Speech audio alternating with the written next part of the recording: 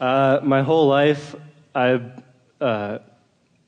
been quiet, and I really keep to myself, and I really want to change that and be sort of loud and exciting and have fluent conversations, basically. But whenever I have conversations, it kind of cuts off, and I draw a blank, and nothing comes out of it. So you're really going to like this conversation that we have here, because there is a vibrational reason for that.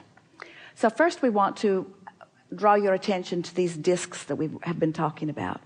So imagine that you have been awakening and feeling good, and you've been focusing on feeling good, and you've been practicing words that feel good and practicing thoughts that feel good. So you have some good momentum going in your own dialogue, and that momentum feels very strong and clear to you because you've tapped into this current that is the source within you. And so it's worth acknowledging that when you tap into that, it can be sort of wordless, because think about the feeling of love and then try to describe it. The words fall far short of the feeling of it.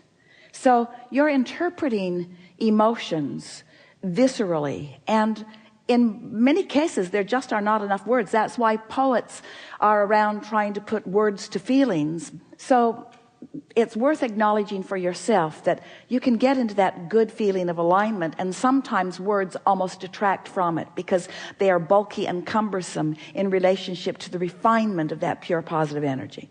So we took a little side trail there. So let's come back to the idea that you are on this high-flying disc, and you've been there for a while, you're stable on it, and now you're moving out into your day. Now, law of attraction will bring you together with others who are in that same vicinity, and so you'll meet strangers. Esther has been saying lovingly and somewhat kidding, but really with a little bit of seriousness in it, I've figured out this high-flying disc thing, and I'm really good when I'm by myself. When I'm by myself, I'm soaring, and nature comes and soars with me. The hummingbird comes and does loop-de-loops and loop-de-loops in front of me. And so I'm really good when I'm by myself. And strangers, I've got the stranger thing down pretty good too. It's just all those people that I know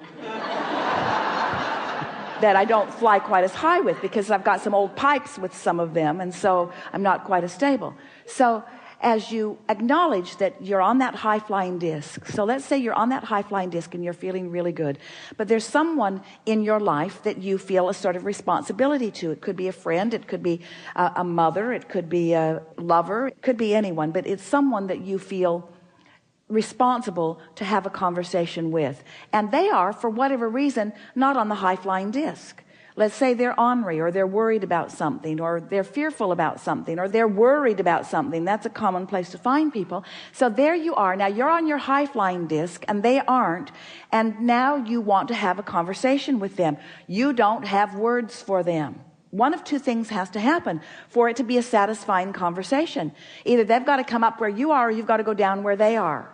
And so you've sort of developed a sort of stubbornness of not being willing to do that. And that's what made our friend talk about how sometimes it feels lonely. But you only feel lonely if you're not consistently sustaining your own momentum. If you sustain that high frequency momentum, we promise you, you won't be lonely. You'll be surrounded by others who are as robust and as eager about life as you are. And the conversations flow. So here's another way of looking at it.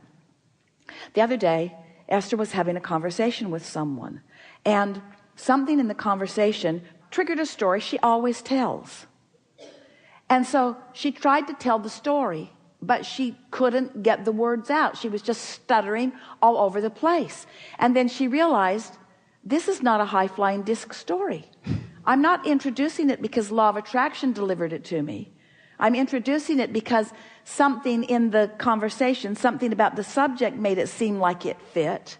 When you're following the impulse from your alignment, what fits feels better. Now, let's start again.